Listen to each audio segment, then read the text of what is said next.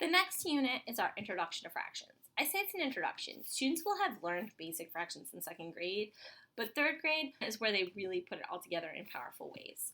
Students need to be able to do 4 things with fractions: represent, compare, add and subtract, and find equivalents. As far as representation, they're just expected to know how to write a fraction, whether they are given a picture, like circles, rectangles, or a number line.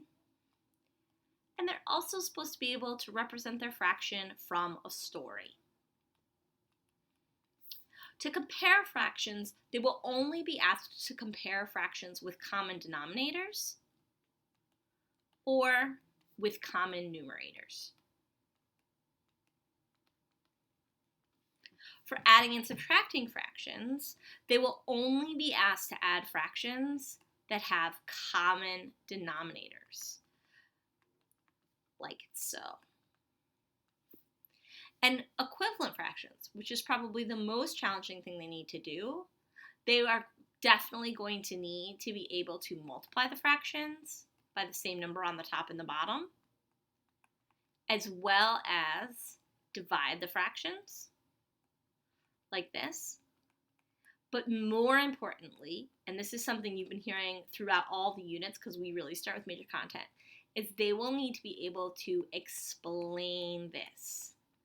And they'll do that, just like a lot of what they do in third grade, by referring back to something concrete or pictorial. And so this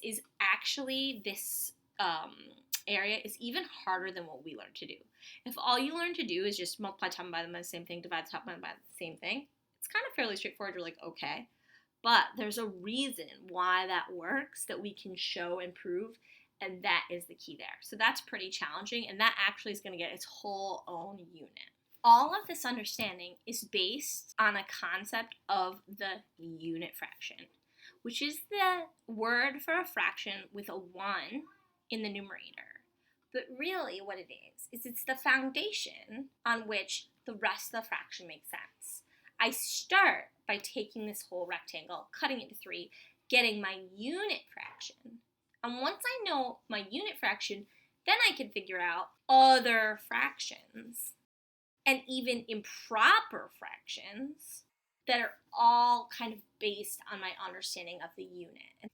And all of that then comes back to here because we have to do all of this with improper fractions as well. Once again, writing explanations is very, very important.